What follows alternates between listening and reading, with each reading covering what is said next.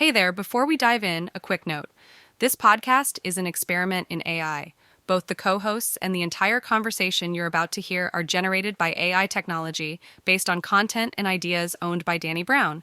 So sit back, relax, and enjoy this unique AI-powered experience. Ever stumble on a podcast? Yeah. One that's like perfectly up your alley? You get that feeling? Like, Yeah. This is my new thing. But then you look at the download numbers and it's crickets. Makes you wonder, right?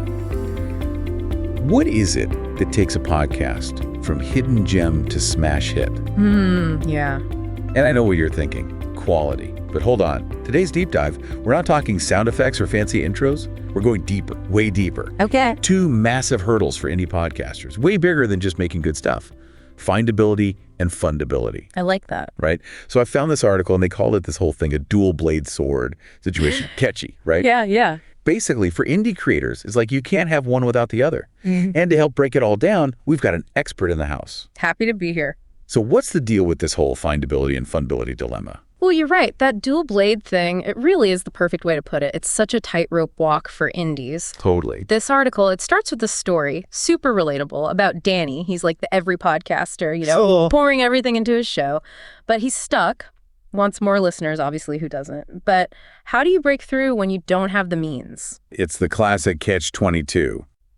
Need money to make money, but how do you get the money without the visibility? Exactly. And that's where findability and this fundability, they become so intertwined.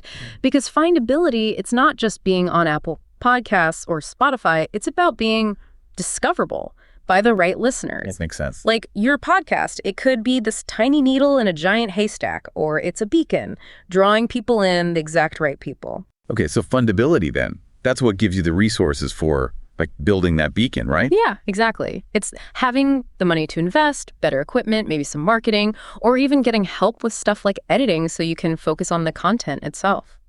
It all adds up to making your podcast. Well, that beacon we were talking about. And how much does beacon construction cost these days? I'm guessing it's not cheap. Not at all. The article actually throws out a crazy stat.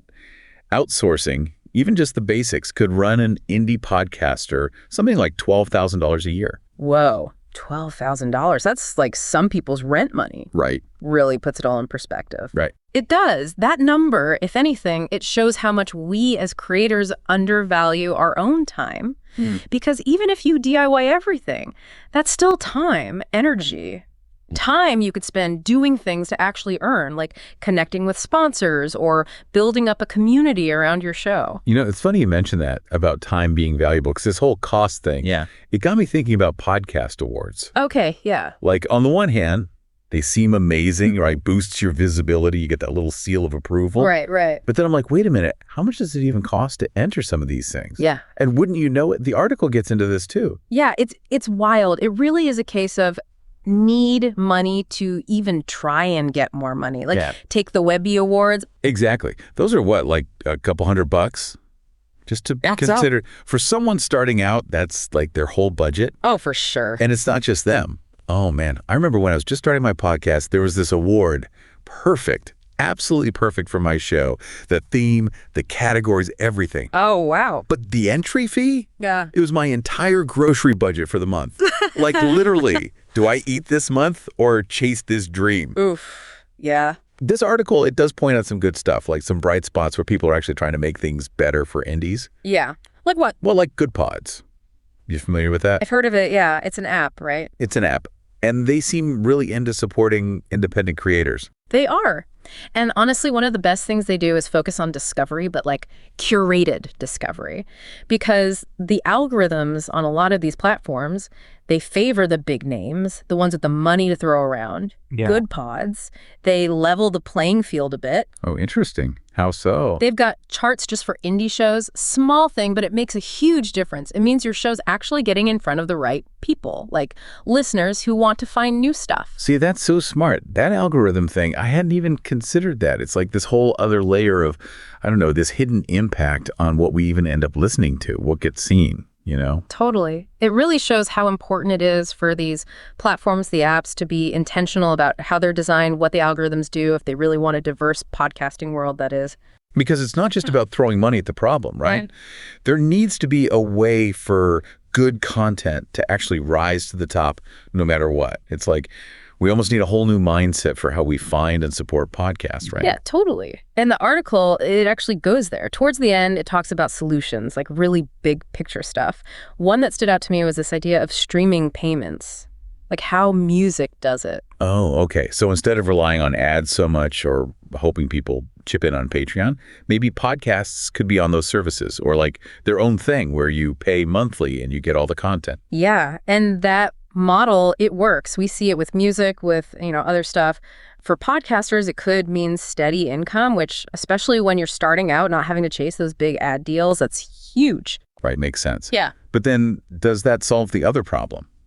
Like, would we still have that algorithm bias where the big shows win out? Or would it be different? $1 million question. Because even if the money part changes, you still got to get heard, right? So yeah, it'd have to be designed differently. Maybe playlists that focus on indies, better search functions so people can actually find what they want, even if it's not already super popular. That's the key, right? It can't just be about the creators either. It's about the listeners having all this amazing audio out there, but they got to be able to find it. Imagine all the good stuff we're missing out on. Exactly. I don't know. I'm kind of hopeful. Seeing these challenges, maybe it'll push us to come up with some really cool, creative solutions that help everyone. I like that cautious optimism because, yeah, the system's got its problems, but there are people trying to fix it. And listeners, they're a part of this too. Knowing about this stuff, seeking out indie shows, even just telling a friend, it makes a difference. 100%. So next time you're scrolling through podcasts, give an indie show a shot. You might just find your new favorite. And you'll be supporting someone's passion, helping them grow their audience. Thanks for joining us for this deep dive. Until next time.